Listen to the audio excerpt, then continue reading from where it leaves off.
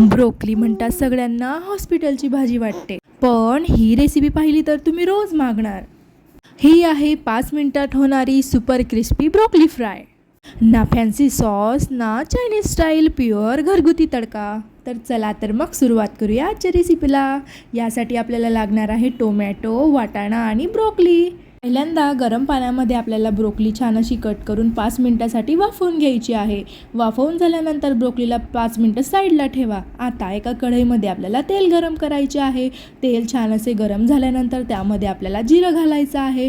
जिरं छान असं तडतडायला लागल्यानंतर त्यामध्ये आपल्याला लसणाचे तुकडे घालायचे आहे आणि लसूण चांगला परतून घ्यायचा आहे। आता आपल्याला यामध्ये बारीक चिरलेला टोमॅटो घालायचा आहे आणि त्याला छान असे परतून घ्यायचे आहे।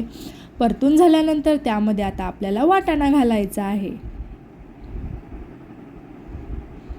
आता वाटाणे घातल्यानंतर आपल्याला मंद आचेवर छान असं परतून घ्यायचं आहे। वाटाणा आणि टोमॅटो छान असं परतून झाल्यानंतर त्यामध्ये आता आपल्याला उकळलेली ब्रोकली घालायची आहे आणि त्याला छान असे परतून घ्यायचे आहे। आपल्याला ब्रोकली मंद आचेवरच परतत राहायची आहे।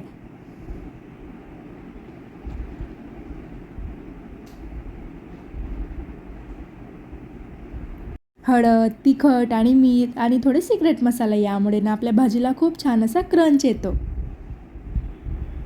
आता आपल्याला यामध्ये चवीप्रमाणे तिखट घालायचं आहे, थोडी हळद घालायची आहे आणि थोडा कांदा लसूण मसाला घालायचा आणि त्याला छान असे परतून घ्यायचे आहे।